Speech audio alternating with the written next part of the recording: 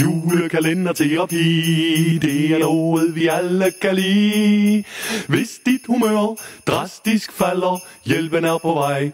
Tom Don Haller. Santa Lucia, velkommen. Lucia-dag, vi åbner nummer 13. Jamen, det er da en stålbørste. Fremragende til rengøring af rustne.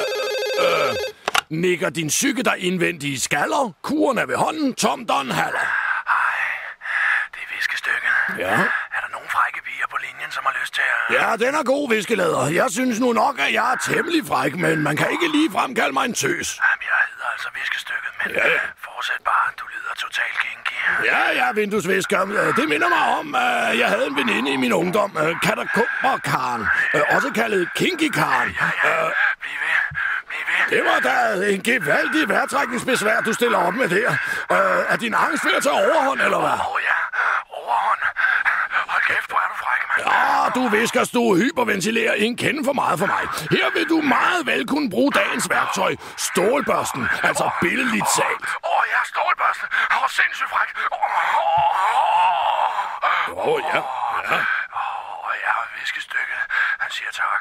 Ja, selv tak. Ja, der kan man se, hvor brugbare vores værktøjer er. Jeg napper lige de engelske ingefærkugler. Jum. Ja, jeg er her igen i morgen, og husk, sidder du klar med barberbladet? Fortvivl ikke, hjælpen er lige ved hånden. Pottet.dk. Vi tager dig alvorligt.